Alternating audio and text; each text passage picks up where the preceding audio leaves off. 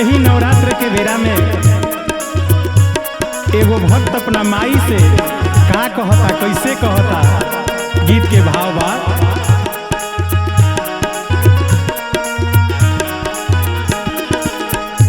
भोरही से झूलेली झूला मैया, भोरही से झूलेली झूला मैया, देखी बंसी बजावे ले कन्हैया। झुरु झुरु बेनिया पवनवा डोलावेला, झुरु झुरु बेनिया पवनवा डोलावेला। हरियर हरियर निमिया पतैया मैया के लो भावेला। हरियर हरियर निमिया पतैया मैया के लो भावेला।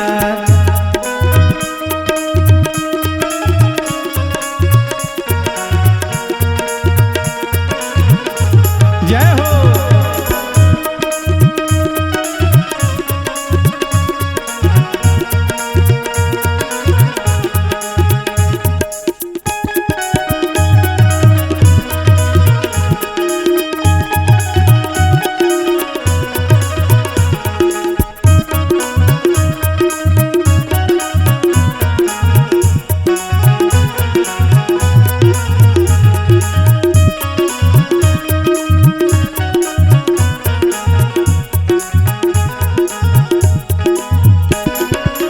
और का मैया के भावे नहीं अमरुदिया,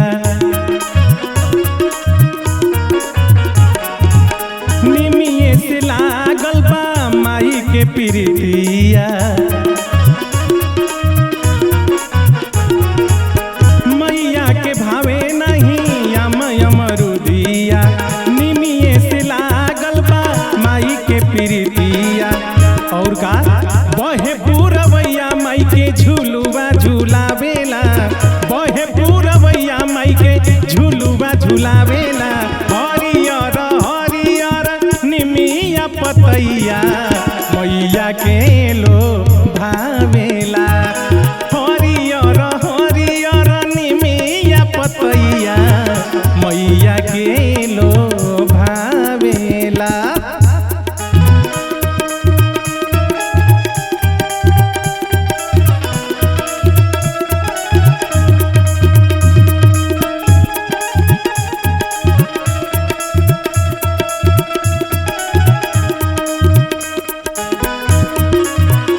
क्या बात है जियो।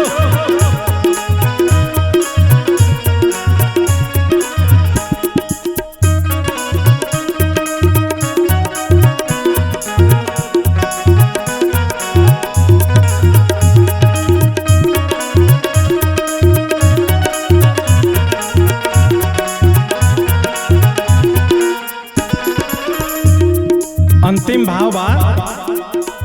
रहेलिया नंद माई निमिये के छैया, करेली पसंद निमिये के तितैया। रहेलिया नंद माई निमिये के छैया, करेली पसंद निमिये के तितैया।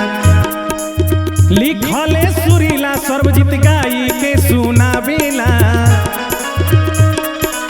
लिखले सुरीला सर्वजित गाई के सुनावेला। अरे हरियर हरियर निमिया पतैया मैया के लो भावेला।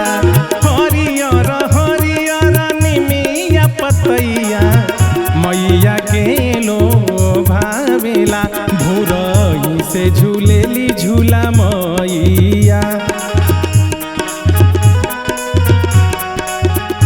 देखी बंसी बजावे ले कन्हैया। भोरही से झूलेली झूला मैया, देखी बंसी बजावे ले कन्हैया। झुरु झुरु बेनिया पवनवा डोलावेला, झुरु झुरु बेनिया